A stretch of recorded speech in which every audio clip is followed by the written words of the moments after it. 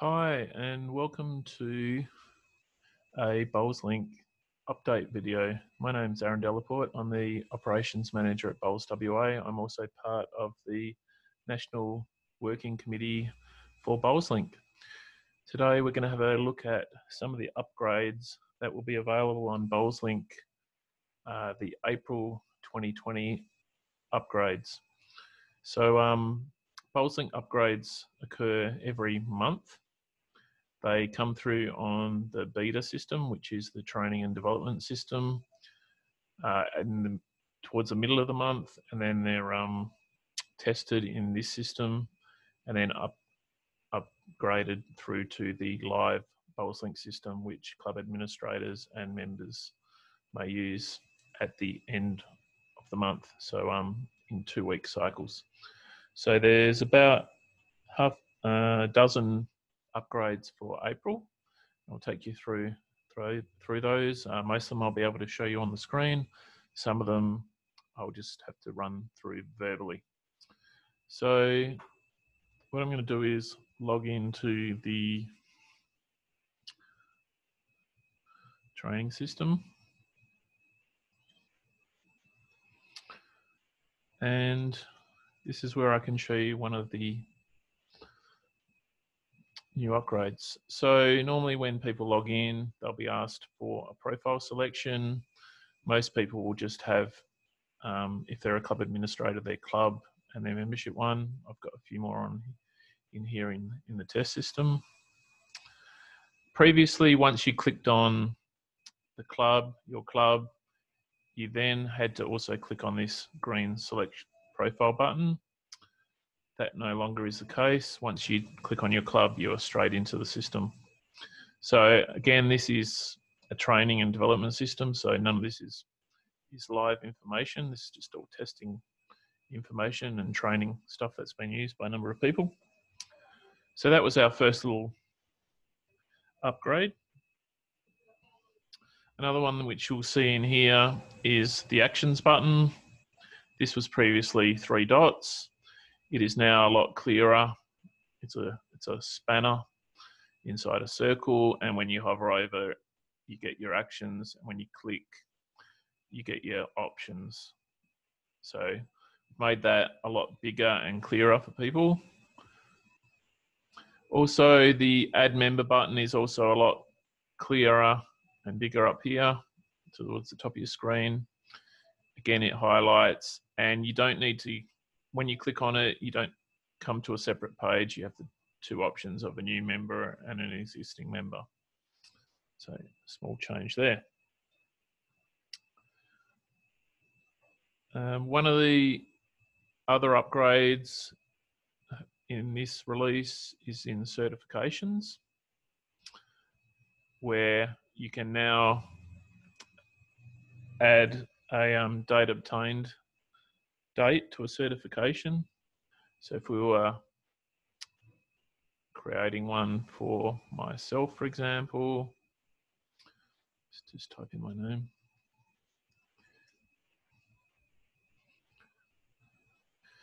And I was to add a certification, you'll see now that we have date obtained in here. So that was previously not the case.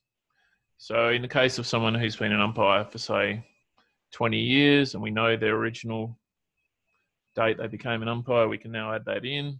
And some states have 20-year certificates and marks and milestones like that. These will all be kept in the system.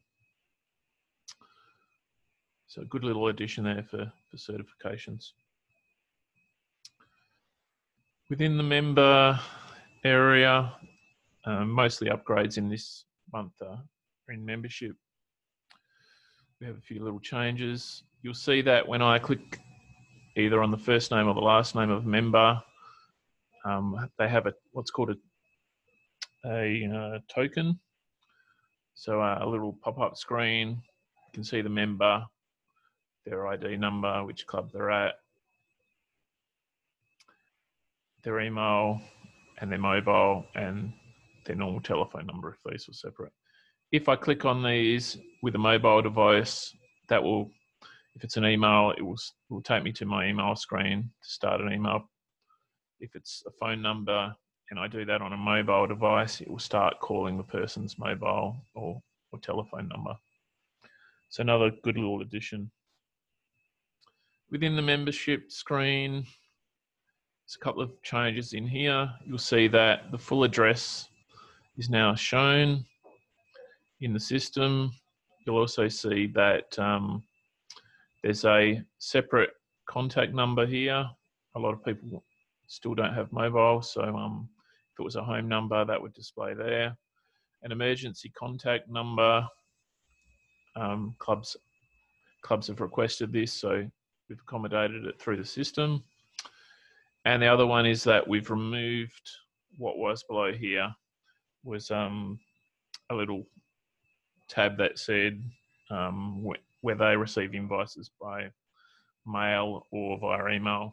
We decided that wasn't really required on a home screen. That can still be accessed by editing the members' information. You'll see in here is where we can add the emergency contact, and this is where they receive the invoices. So you can still change that for a member. Another new addition is the member since field. This can only be changed by a club administrator or someone at a higher level than that, so your state. The member cannot change this, but you can come in here and go forward in month or go forward in year, and you can select. So I joined in about November 92, I think I started. It was a long time ago. So we can pick a date and we can update that.